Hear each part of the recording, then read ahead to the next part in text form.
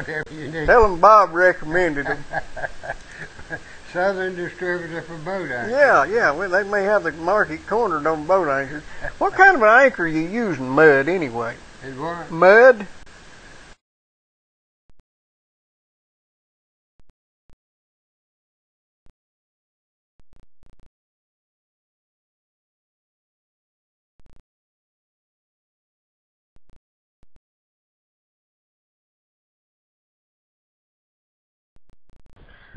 Well, tell them who we are, Bob. What? Tell them who we are.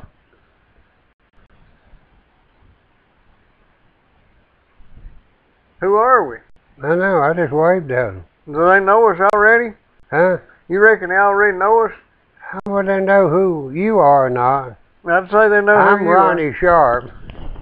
And I'm a good looking. You want to shoot somebody. What's going on?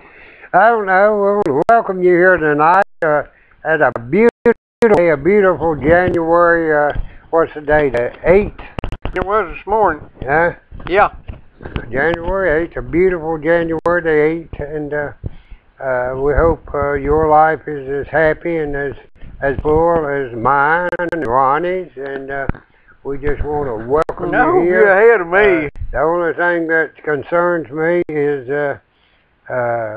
you know, it seems like rather than getting away from the Barney Fife law here in Tennessee, it looks like we might be heading toward the Barney Fife law nationally. So I just don't know what to think about all this. You're just going to have to get used to it. I can't get used to it. You know, I would support any initiative, legislation, regulation that you can come up with that will take guns away from criminals. But I will support none that takes guns away from law-abiding citizens and people that the Constitution says has the right to own guns. You're just getting picky. You got to just wipe them all out. All you got to do is pass a law and they'll all disappear. Oh, is that right? Yeah, you know, they outlawed murder and nobody gets killed anymore. Let me tell you, are you just as dead if you get killed with an illegal gun as you are if you get killed with a legal one? Did you know there are more people get killed with hammers than there are with guns? I know that. I know that. A lot more people killed with hammers and blunt instruments. And that's, I guess, the only way to do it, I guess, is to outlaw people. Well, they've already done that. They've got an institution that specializes in killing people. It's called the Environmental Protection Agency. Right. They've killed millions of people. With DDT regulation. Mm-hmm.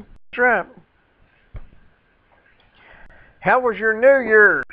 Let's see. We've already been here since New Year. Yeah, but it's one of the greatest New Years I've ever had. I'm probably more thankful for this New Year than I have been for any in the past. I can understand why. Well, you got to realize I do have some right many things to be thankful for. Yeah, I have to agree. Nobody's shot at us lately. Yeah, if they have, I didn't know it, you know. Yeah. I was up the house one day, and Elizabeth came in the house and said a bullet just whizzed over her head, and my illustrious neighbor up there, that's bad to call the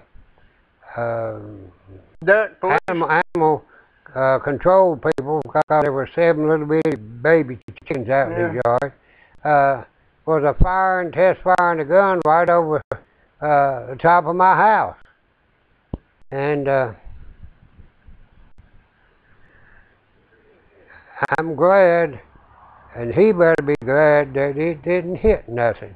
How long ago has that been? I've been about 3 or 4 years ago. Well, maybe you ought to shot back. I would. That'd be like old Bill Swaney. I love Bill Swaney to death. Bill was about 25 years older than me, if you can believe anybody can be older than me, but that No, time, I'm still alive. no, he ain't still alive. This is 35, 40 years ago, and I know Clara is his wife. She's a good woman. She called over and blessed me out. Bill was like about 70, and I was like about 42 or 3. Says, I wish you'd quit carrying Bill off and getting him drunk. I said, what do you mean, Clara? Says he comes home drunk and says he's been off with you every afternoon. I said, let me tell you the truth about this. I said, when Bill comes down the road, he turns in my driveway and goes over there and parks on the hill where he can watch y'all's house and sits there and drinks. A lot of times I'll stop and take a drink of his brandy. She says, yeah, that's what he drinks. I said, well, he sits over in my driveway and gets drunk. I said, you got to realize he's a 70-year-old man. How in the world can I lead him around? So, it just depends on people's persuasion. And does it have something to do with perspective, maybe? Maybe, but Clara accused me of leading Bill around. Leading him astray? Huh? Leading him astray? Leading that boy astray. And Bill was drunk when I bought that place. And I guess he was about drunk everything. But Bill was like me in a lot of ways. I can imagine. He couldn't hear good. Oh, really? He couldn't hear good. And Bill and Dallas Lambert and Roy Hill and Robbie Murphy, they all worked at the knitting mills in High Point, North Carolina. And they rode together because it was about 18 miles into their work. 13 miles city limits, about 5 miles across there. Well, there was a beer joint right as you go out of town that I knew the people real well that owned it. And they were riding down the road, and this actually happened. I forget who was riding with them. I heard the conversation. But it said, one of them says, sure is windy today, and none of them could hear. Roy Hill says, it ain't Wednesday, it's Thursday. Dallas says, I'm thirsty too. Let's stop for a beer. You wouldn't make none of that up, would you? I'm not making that up. That was told on me. And Roy Hill, I'm going to have to tell about Roy has got religion. He really has. I mean, he has turned into a real good citizen. He finally put a legal septic tank in. Got rid of the outhouse? No, he had 2 50-gallon barrels buried down there in the ground. That's all he had, and a whole while of both ends of them. And so he finally put in a legal. I think they made him when he bought that new house. He had to put in a legal septic tank, but he put in a 1-story septic tank, not a 2-story septic. But Roy, I make good homebrew. You do? I make good homebrew. Okay. It's got no, it's clear. It's as clear as camp ale. Well, that ain't no camp. Well, I know that, but it's got to be dark. It's a lot stronger than camp ale. It's just clear, perfectly clear, no drugs in it, drags or whatever you call it. Perfectly clear. And I don't know what proof it is, but I will imagine it's somewhere around 40 proof. I don't know, maybe 40 proof? 40 or 50 proof, be 25%, something like that. So I made a barn full of homebrew one day. How do you make a barn full? Well, I don't know how many trash cans lined with plastic bags up there, and had my tops built on where it wouldn't let air in there. The gases would belch up to a water lock, and that way it didn't get no air down to it, and that way that kept it clear. I had maybe 50 gallons of homebrew brewing up there. Well, first of all, Ras Cobb Hoover was supposed to be the drinker in the community. So Ras Cobb come over and said, Bob, could I have a quart of that homebrew? I said, well, I ain't got nothing but some half-gallon and gallon jugs. I said, Ras cob. I said, I'll give you one of them if you climb up and get it. We had to climb. You know how you nail these ladders in a barn to go straight up. There's no angle to them. Yeah. You got to go straight up. The rascal, he climbed up the ladder there, and he got him, I don't remember what he got him, a half gallon or a gallon. And he decided he'd start drinking on it while it was there. Well, first thing you know, it was gone. And rascal said, how about me give me another one of them half gallon of homebrew? I said, yeah, rascal. Well, 1 gallon of What's his name? His name was Raymond Hoover. We called him Rascal. Rascal. Okay. The rascal said, well, you want to go up and get it for him? I said, no, I ain't going to go up and get it for him. I'm good enough to give it to you. He tried 3 times before he ever was able to climb that ladder. He'd get up 2 or 3 runs, and he'd just slip and fall right back in the hay, you know. Yeah. Because that 1 gallon really put him down. Well, like a gallon ought to. He goes back up. A gallon of water will make you back up and him another gallon. Well, we were sitting over, I had a trailer over there that faced, it run north and south and faced directly west, the door did. And Roy Hill was over there, and Roy decided he'd drink him something. He says, ain't nothing to this stuff. We're sitting around there watching a football game on television or something, you know, and Roy kept drinking that stuff. He got ready to go. He says, I believe I'll take me a gallon of that home with me. Well, he had a blue 66 Chevrolet Chevelle. That's what he drove over there. What do you drive home? Okay, now wait a minute, let me tell you. So he gets up and he gets out the door and he gets on the first step, and that hot sun hit him right in the face, and he fell flat down on that hard concrete pad I had there. Well, we picked him up and set him up there a little bit. He said, well, I'm going home. And he grabbed that gallon of homebrew and starts walking home. Well, you go around this way and cross the bridge and go to his house, or you go this way and you run into the river, Uari River. Yeah. Yeah, across it, and Roy just lived on the other side. Well, Roy heads down the road, you know, and we got sitting there and saying, I said, we better go check on Roy. He's got to cross that river. We went down there, and there Roy was floundering around in that river, but he was holding that gallon of homebrew high. Roy would go under, but he never let the homebrew go under. So we finally got out there and helped him get across. What he did, it was shallow enough to wade across about knee deep, but he was blundering right to where the hole is, you know, where the fishing hole is. Yeah. We finally got him across. Well, come back over there in about an hour, or 2 maybe.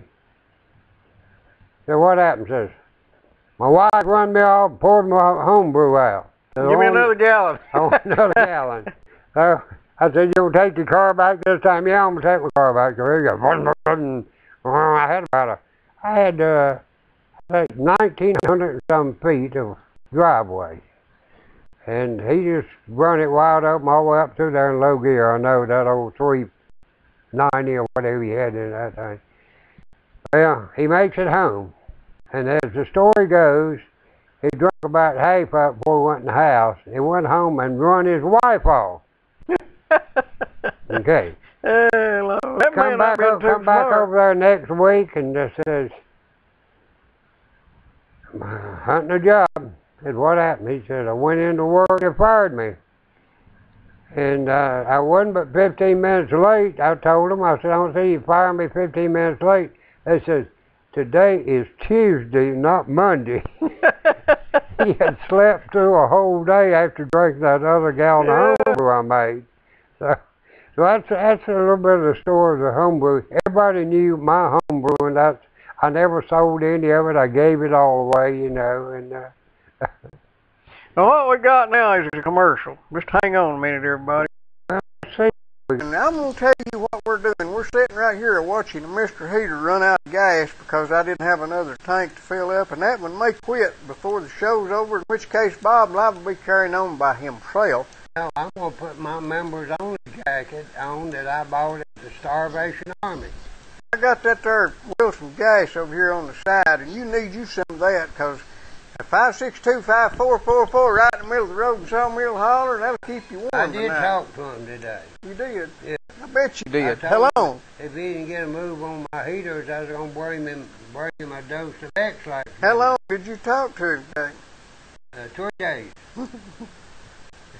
Digger's a good man. Down there in the middle of the road, Sawmill Holler, I highly recommend his services. Good propane, good service.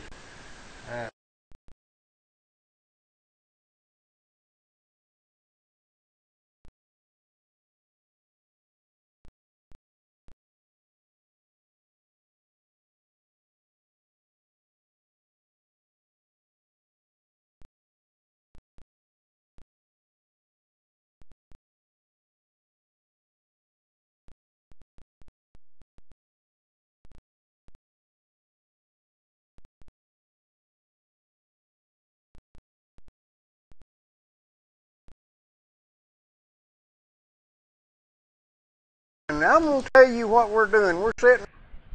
It's us again. Yeah, it's us, and I believe you just got treated to a vision of Digger Wilson. Yeah, that was the digger. That was the Went Digger. down there and saw the digger, and he was down there working, filling them 2 at a time. Why? I called and wanted to know where I was at. He was up here waiting. He had somebody. I said, waiting on the digger. Well, quit talking. Come on. I know I ain't a-talking. I ain't got weight on yet. Digger's busy. I saw him out on his platform this morning. I went by. Digger's all right. Got good propane. Some of the best. Right. Wonder if he got all that mesquite smell out of it. Well, he's got that kind you warm by and that kind you cook on. Okay, all right. He's got some warming propane. He's got that there heating propane. It ain't just warming, it's actually heating. It'll make you, I mean, it just Okay. seeps into your bones and Right. makes you feel good all the way. Oh, I well know, man. I just stay toasted all the time by that Wilson's gas. Well, you look like you've been toasted a time or two. I do that. Yeah, I do. Are you hearing anything about what's going on around here? Anything good happening? Well, I don't know. You know, they kind of kept it under wraps that there's $60,000 over budget on the library. Really? They put a $60,000 roof on it. Reckon that's got anything to do with it? I thought that was a $76,000. No, there's an extra, went an extra 60-something thousand to make it look like a library. They put a roof on it, and then they went back and worked on it. It was 30-something or 60-something to make sure it looked like a library. Okay. I mean, you can't have people sitting around reading books when they've got books. Well, they got to be in the Unless proper it looks setting. like a library. Have to be in the proper setting. You could have bought a lot of them there Kindles for $60,000. You could set up Wi-Fi throughout the city. You could have done that, and we could all be sitting here. I mean, your UGG TV would be broadcasting in high fidelity if we had Right. Wi-Fi. But no, we got a library that looks like a library, though. And the library that has a kitchen. And a bunch of, yeah, Wonder how many libraries- $1,800 desk. Yeah, I wonder how many libraries throughout the country have a kitchen. I don't know. I'm wondering how many got an $1,800 desk. Right. Well, the thing about it is Well, like somebody told me today, said, well, it's just money. I said, yeah, but it's somebody else's money. yeah, a whole lot of it's our money. Yeah. All of it's our money. Well, yeah, that's right too. I don't fall out with people spending their own money however they want to. It's whenever they start spending my money that I get upset. It's been their own money the way they want to. Yeah, let's see if I can get that to stay on there. I don't know. Right.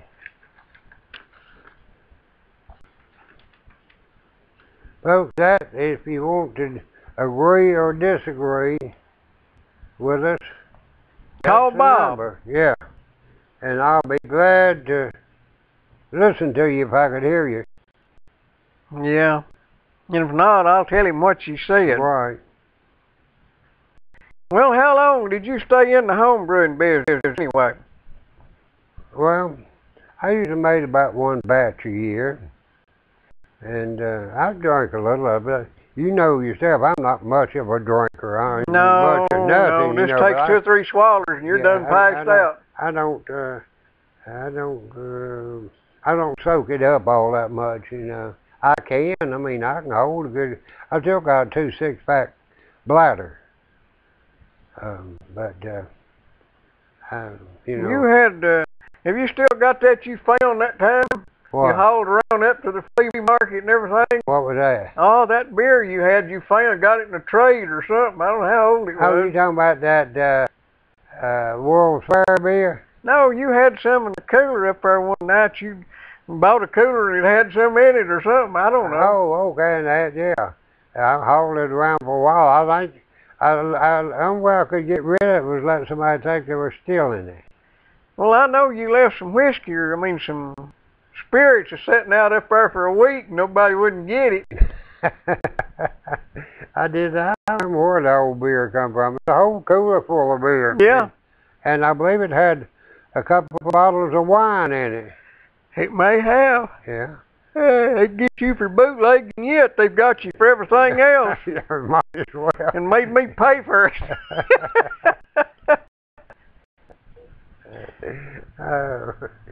But folks, I am, I mentioned it before, I am very, very concerned about the losing of more of our liberties here in this country. And you will not believe how far different this country was when I was born, when I grew up, than it is today. You know, well, everything's changed. People talk life at you for wanting to go back in time, and then they think you're crazy. Oh, you want to go back the way it was 20 years ago. Well, I'm gonna tell you something. Ain't nothing wrong going back if you're getting better. They right. talk about forward. Sometimes the best foot forward is the one that steps backwards. Right. If you don't believe that, you stand on one of them there New York subway platforms sometime and see what you think about forward right before the train Right. gets there. Right. Also, that step forward's the one that puts your foot in the trap, too. Yes, sir. Very few people back into a trap. They go forward into a trap. And I've always disagreed with this idea that every politician, if he's got nothing to bring to the people, the only thing he can say is that we got to move forward.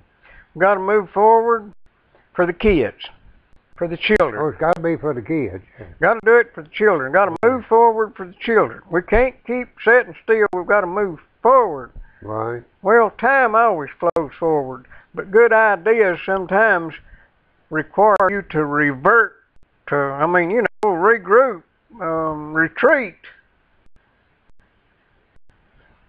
Well, I agree with that 100%. And You know, the Russians beat the Germans by retreating yeah, they just pulled them right on in up out of Moscow. and let them freeze and go 100. They Let did them the same freeze thing to to death. Napoleon. Right. Well, you know, a lot of people say we are in decline here in this country, and I think with our current course that we're headed, that we will definitely go into a third world state. But you know, actually, with everything we got going for us here in this country, if we would get it together like it should be, we could again be a dominant force in this world for the next 200 years. Because do you realize we've got enough energy? We've got the energy. We have got the food growing potential. We could run energy prices and food prices down. We could cut a third off of them within a year if we wanted to. And if you think that wouldn't enliven people and get them out there and get them busy, you're wrong. You know what you're talking about. We're waiting on. Right now everybody's starved to death trying to stay warm and drive to work and buy food. It's that fancy living's over with right now. People trying to hang on and survive. And here's the thing about it. I would be ready to give up if I were younger the way I see things right now. I can remember in 1980 when interest rates were 18, 19, 20, 21%. Inflation was 11, 12%. Right. We couldn't even get a helicopter that would fly through the desert. No. That we were the life and stock of the world because of our military, what we had become, and the Japanese were taking over all of the manufacturing, and we were told that we were in decline and the golden years for the United States were over, and we was going to have to accept our place as a lesser power in the world. Then a little free market capitalism took over, a little common sense, and a fella that had enough sense to realize that Russia, the Soviet Union, was operating on a credit like we are doing today. And he come up with the idea we can outspend them, we can destroy them without firing a shot, and he did, we did, and we became the powerhouse that we are, and had a great revival of American wealth and pride and integrity. But right now we're on that other end of the cycle. It ain't looking real good. I don't think it's a lost cause, but the same thing that sunk the Soviet Union is going to sink America, the United States of America, if we don't realize that you can't borrow your way out of debt. You have to create some wealth before you create money. Money has to be backed by something. Right, and we've always had it because we had such a ingenious population that could always come up with innovations and ways of doing things. But we did something. That's the thing. I know we've made a lot of mistakes in the past, but we did something, and most of the stuff that we did became good for us and good for the world. Well, we lived off of the former generation through the 60s and the 70s. We lived off of the effort of the people from the 40s and the 50s. We used that up, and we created some more wealth during the 80s and 90s, and we've run out of that again now. Right. We spend it a lot faster and run out of it a lot faster, and we've got a great number of people that thinks that they're due everything without putting forth anything. It's not a lost cause, but blame if it ain't looking bad. Well, but, you know, I've managed some real large sales forces. I've managed them up to 2 or 3. Well, I've had as high as 30, okay? And the one thing I realized early in my career, that I was not a sales manager. That my job was not to manage and control these people, but my job was to turn them loose.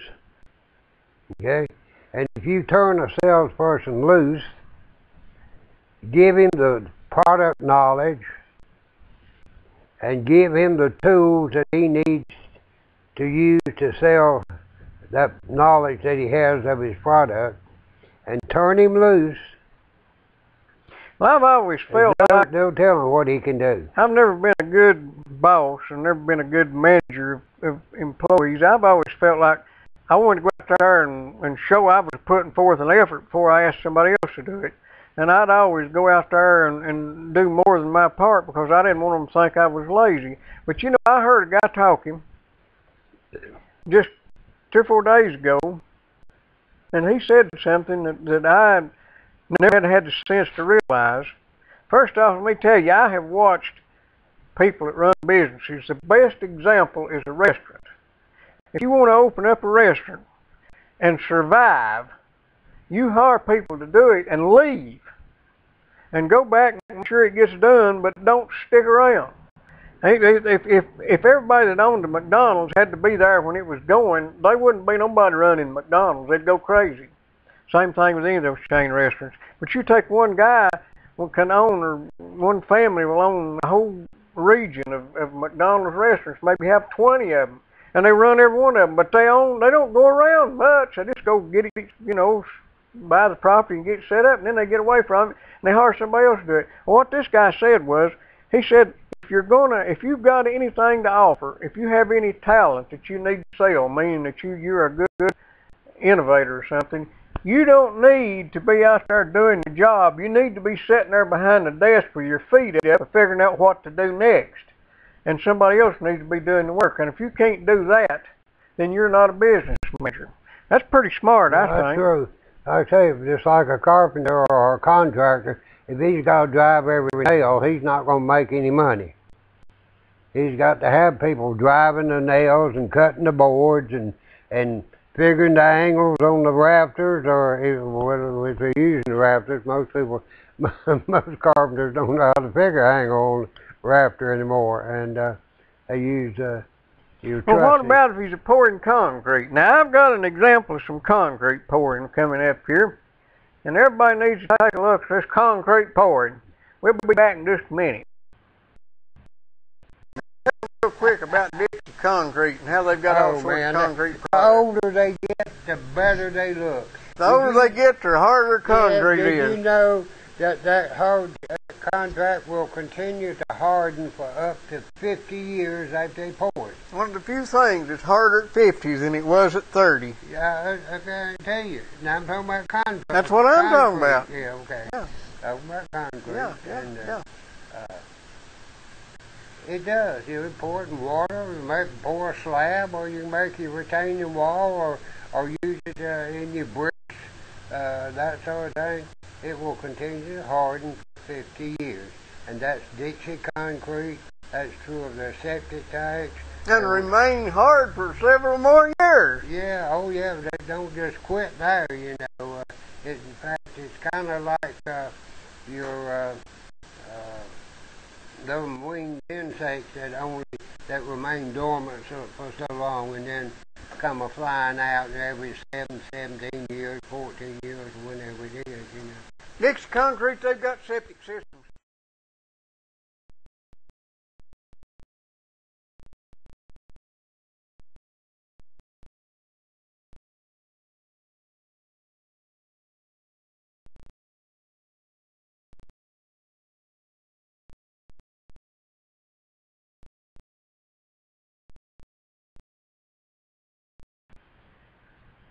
Well, we're back again after pouring all that concrete.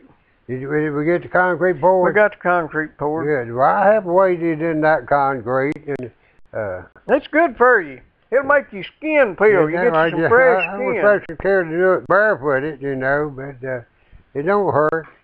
No, it's good for you. But you know, concrete, that's the way to go on your driveway when you pour one for your house. You don't never have to worry about it breaking up or marring up in it or anything. When you put it down, it's going to be there if you put it down right. You put you down a little base, put some I wire tell you under. what, as hard as I've ever worked, is pouring concrete. When you ain't got the right stuff to do it with, Oh, I know. I mean, it's hard work when you've got the right stuff.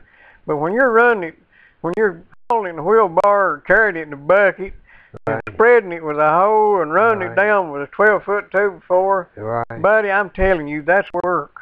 Some of the hardest work I ever did pushing the concrete. We moved the house out of the highway way, and we dug a basement, and we put that house over a basement. Yeah. Kind of like building one under my houseboat. Yeah. And we had to push all that concrete around the little ledge out there while we're doing the post and everything. And I work for the guy, and he might be watching down that. He's living down at Holden's Beach now, and his name is James Hathcox. Okay, we call him Jamie, and Jamie is an excellent builder. I mean, he was in the reserve, CB reserves, and he went over to Iraq during desert storms and built about everything that the Army needed to get from one point to the other, whatever they had to have. He's an excellent contractor. But Jamie is slight build, and but he was one of these that I always thought he was as tough as anybody that come along. And before I get to the story I was going to tell you about the concrete, I was at his house one day and I heard all this ruckus out there. And there some fellow had him down just beating the Lord out of him out there in the front yard. And he was a brother-in-law of Jamie's girlfriend. And I went out there and kicked him in the head one time and sent him down the road, you know, when he didn't want no more of that, when I kicked him in the head and straightened him out. Jamie says, I was just beginning to get with him. Well, I kicked him in the head and sent him down the road, but we were pushing these commercial wheelbarrows around this ledge with the concrete in it. And Jamie always filled his up as full as he could get it. Yeah, I bet he. That he could handle that thing. So as we were passing on that ledge, I had the empty one, Jamie had the full one. He was on the outside toward the mud hole, and I was toward the inside. As he went by me, I just went like that on the shoulder, gave him just a little nudge. Over that mud hole went Jamie in that wheelbarrow full of concrete. That's all it takes. You ever watch a fool fill up a bucket the first time when he's going to carry some concrete?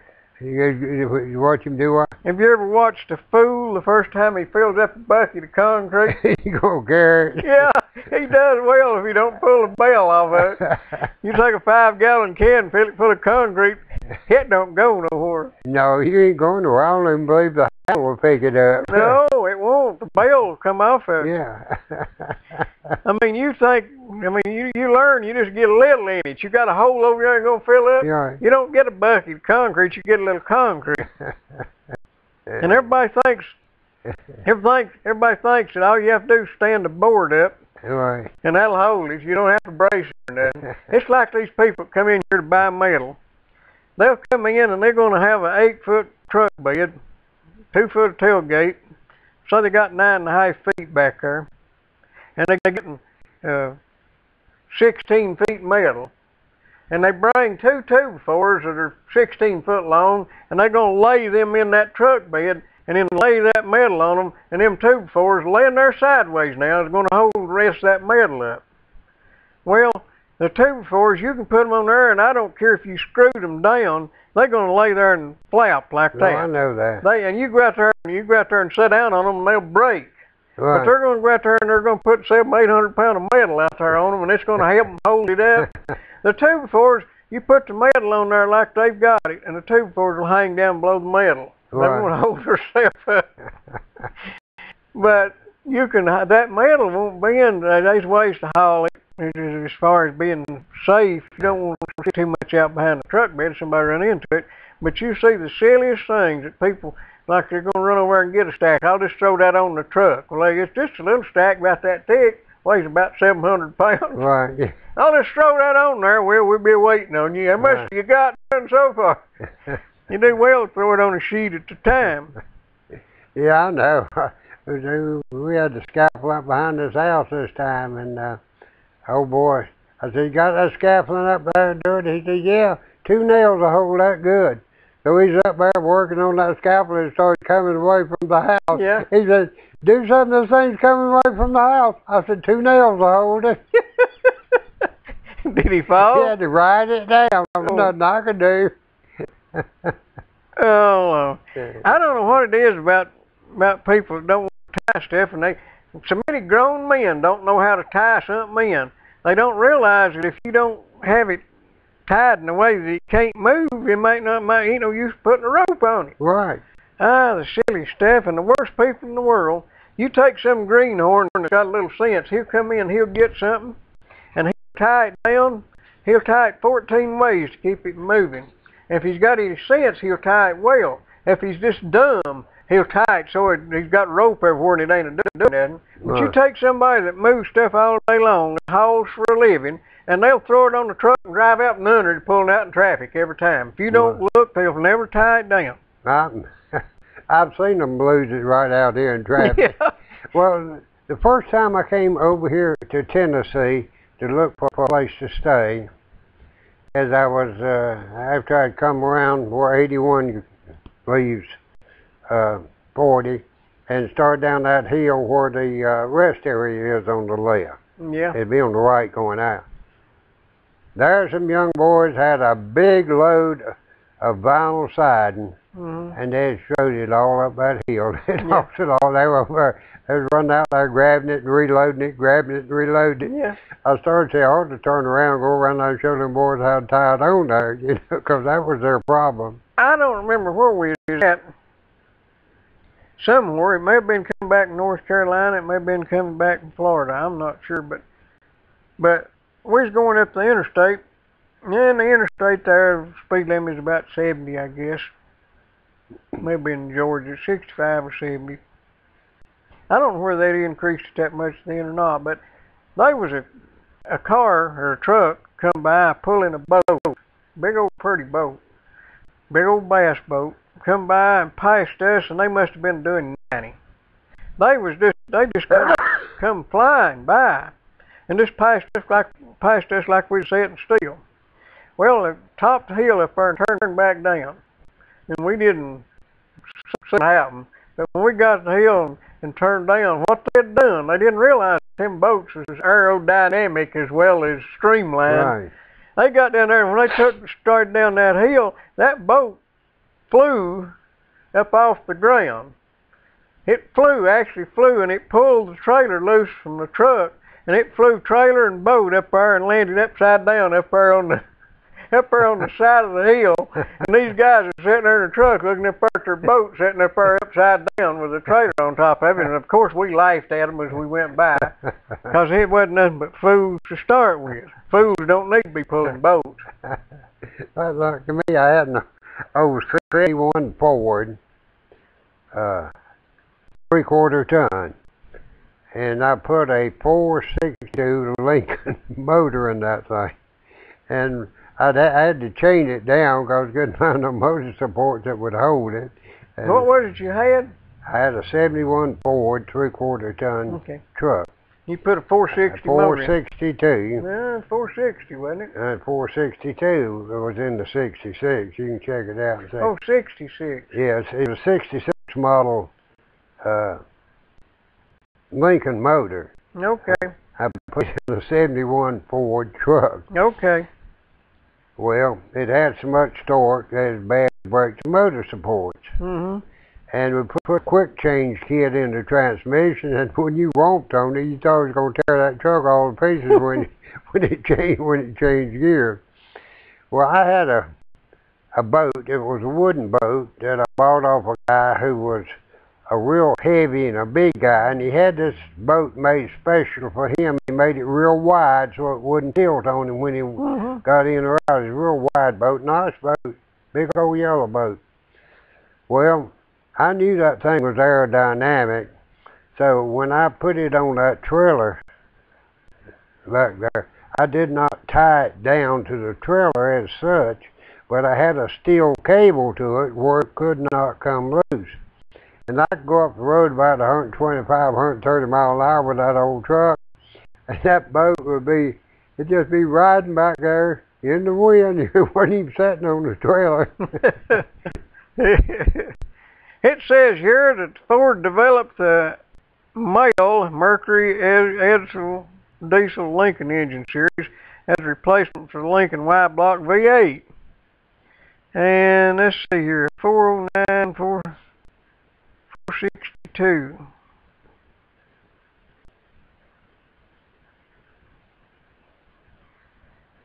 .430 was replaced with the 462. Huh? The 430 was replaced with the 462 in 1966. The bore and stroke were entirely different. Right on my money, wasn't it? But now they'd done away with 462 by 1971. I knew that. Yeah, I knew it just a few years. 460s was they didn't start using them in trucks till middle 70s. Right. But they had 460s and them old Lincolns and stuff. And then they had the truck motors they had 352, 360, and 390. And then the commercial engines, which were heavier version of that same thing. They had a 330 instead of a 352. They had a 330, and then they had a 362 and a 392. Right, yeah. They used a 390 in the cars and a 392 in the trucks. If I'm not mistaken, I believe that box truck I got there got a 360 in it. The one you got off Diana? Huh. No, That's a diesel, that was okay. international. That's a diesel. Yeah. That little box truck. What model is it? 90. It may be. I don't know what they were using in I don't 1990. know either. Now, I'll tell you something else. I had a Lincoln. I had a 1939 coupe, but 12-cylinder in it. Yeah. Was it a V8 or a 6? A V12. With a V. I mean Yeah. a V engine, Yeah, V12. V12. I never did see one of them. I never did disassemble the engine, but it had a little bitty piston. Yeah. I know Pop talked about them, said they had cylinders everywhere, but they didn't have no hump to them. Right. And them there old, did you ever see the pistons out of a John Deere tractor, them old John Deere? Yeah. They'd be around as a jug, buddy. Yeah. We used to have one that, I mean, it was a big old tractor, had dual wheels on the back. And you get that thing cranked up going to bloop, boop, boop, bloop, boop, boop, bloop, bloop, boop, boop, bloop, boop. Start off on gasoline and switch it to kerosene. Yeah. They used to have a wind-up flywheel on them things. I know. You'd get it to going, then you'd kick it in gear and start it. That made sense, really. I wish lawnmowers was made that way. When I got a chainsaw up here with a retro starter on it, you pull it, and when you let it go, that's when it cranks. I ain't ever seen one of them on a power I'll show saw. you that. I got setting up. I got a retro start on it, and I know them are Tecumseh engines. Them are little 4-cycle Tecumseh. They've got a when you first pull them, the valves are open, and when it starts spinning, the valves close, or the valve closes, and they've got compression. And that's so you can pull it and get it started. right. And if you get it too quick, you pull it and it don't start, you hurry and pull it again, the valve's still intact, Right. you jerk in, your fingers off. Yeah, that's very, very true. Are you gonna run anything tonight? I'm gonna run this commercial. No, but I'm gonna run this commercial right here and get it over with. Okay. And here. We appreciate the opportunity to serve each and every one of our patients. We have some people that won't call anyone but us. If they ever call us once, they'll call again. But we love each and every one of our patients. They seem to reciprocate and love us as well.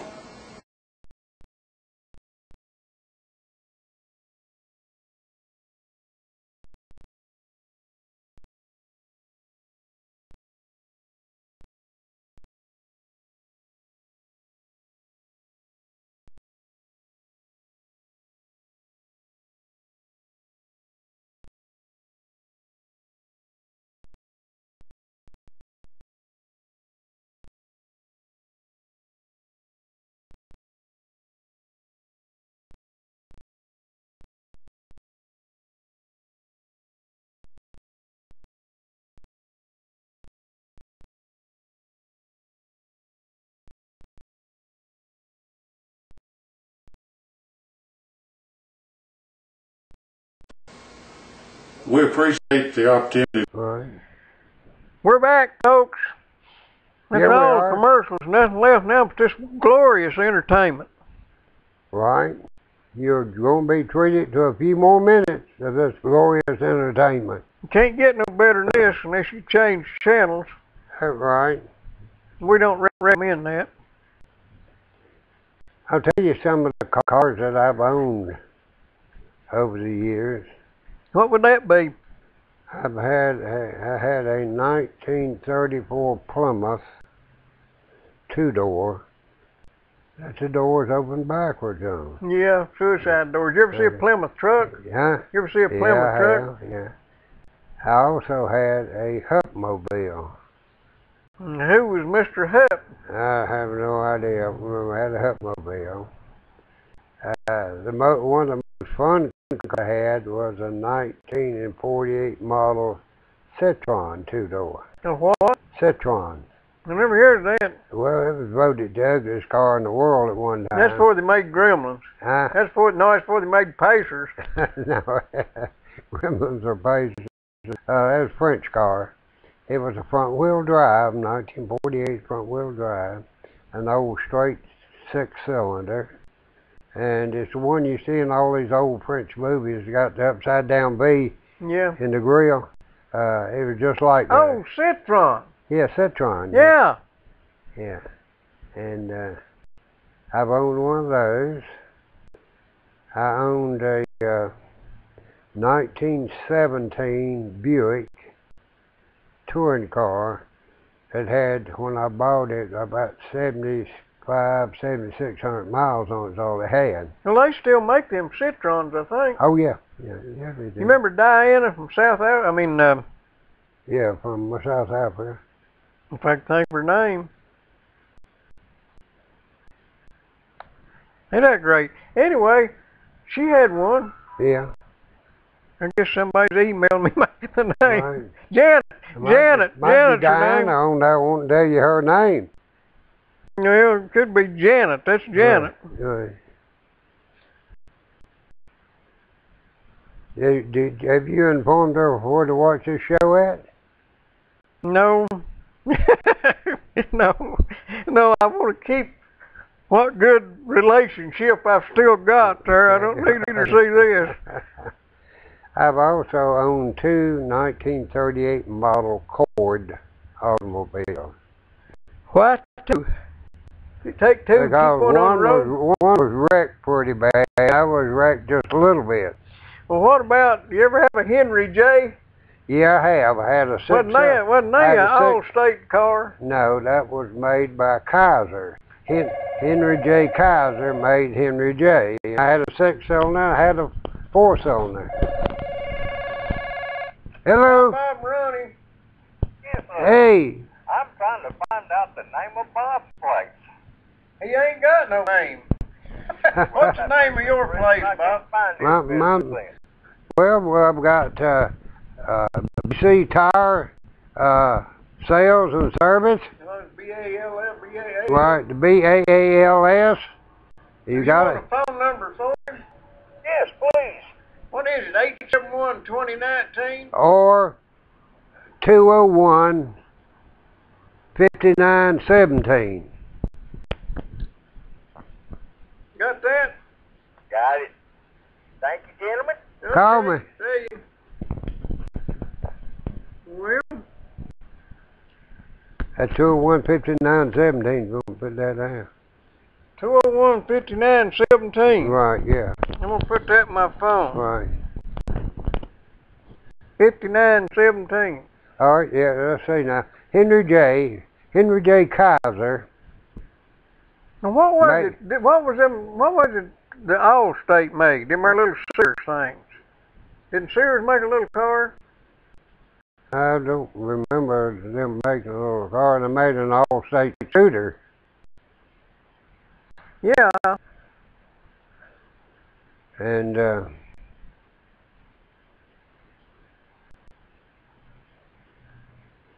I'll tell you who rode on that all-state scooter. Who was that? His first name was Marvin, and I'll think of his last name in a minute. And he was 5917. I've got 1, 2, 3, 4, 5 numbers here for you, and ain't neither one of them. None of them will work, but that one will. Well, I've called one. I'll think of Marvin's last name a little bit, but he was the main engineer at WFMY Channel 2 Greensboro, North Carolina, when they first, got to going good, okay? I'm not sure exactly when they got to going good, but this was sometime in the 60s or early 70s. Might have been probably in the early 70s. And Marvin had an all-state scooter. 5917? Yeah, Marvin had an all-state scooter. Well, transportation was kind of scarce then, and Elizabeth's daddy operated a taxi cab in Greenville, North Carolina, and he was privileged to carry Diane Sawyer's back and forth to work a lot of times, because she didn't have an automobile, probably couldn't afford one. Probably couldn't drive. She ain't learned that might not could drive. I know Walters has never driven and can't drive. But she can't talk either. I know that she hauled whatever her name was, Diane Sawyer's. Yeah. Well, Diane Sawyer's evidently was kindly hard up for a ride, and I saw her riding on the back of Marvin's all-state scooter with him one day. If I ever see her, I'm going to bring that to her attention, because he pulled right up in Bessemer Shopping Center, where I worked part-time. Where was she working? She was a newscaster at WFNY Channel 2, was a CBS affiliate at that time. She's now with ABC, I believe. She's an anchor, ABC anchor now. Yeah. But I saw her riding on the back of Marvin's all-state scooter. Marvin was living I can't think Marvin's last name. I knew him real well. He was the chief engineer, and he was the only one that could afford a scooter. Well. That was Diane Sawyer's riding on the back of Marvin's scooter. And we was about 3 miles from WFNY station to Bessemer Shopping Center. I guess that's before she went to work for Richard Nixon, wasn't it? Probably. Yeah. Probably. Well, don't look like our career is ever going to be hardly that illustrious. We're going to have to get into a different line of broadcast or something. Yeah, well, we're going to think we're going to do that. We'll try a little something different here, and maybe arouse a little interest and get people all interested in anything. Ronnie and I have at our place of business that you can make use of. You know, Ronnie's got all sorts of things. Come on down and get aroused with us. From 7-foot 2x4s to 8-foot 2x4s. He's got stuff even.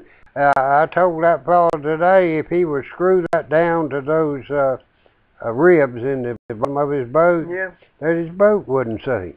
If he puts enough in there. Huh? If he puts enough in there. Whoever puts enough in there, if he puts enough screws in it. He's got 5. That ain't gonna hold that much. No. His boat's 14 foot long. What kind of boat is it? It's a little old John boat type boat, and it's probably going to take most of one of those to go across, because it's not 22 inches long, I don't believe. But if you screw them down to those ribs tight enough and put enough of them in there, ain't no way you can sink that boat. Well, we've about aggravated enough people. We've almost got in an hour. I guess we ought to. Well, let me tell them to come on down to Bob's Emporium. We not only will fix your tires, sell you a tire, balance your tire, rotate your tires.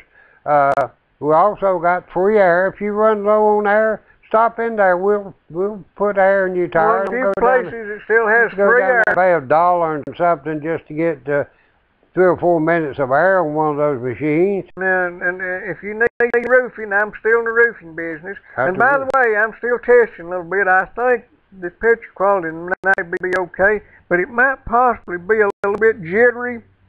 Don't know for sure about that, but I'm going to have it fixed next week. I'm continuing to improve on a constant basis, and when it gets perfect, we'll retire. Right. We'll quit. Yeah, we're going to have to quit before they run us off. We'll just quit. Yeah, folks, come on down. We got all sorts of things from furniture to baby items. It just don't make no difference. We'll see you tomorrow night on UG TV as well as WLAF television, Channel 12. That's what we'll do. See you, folks.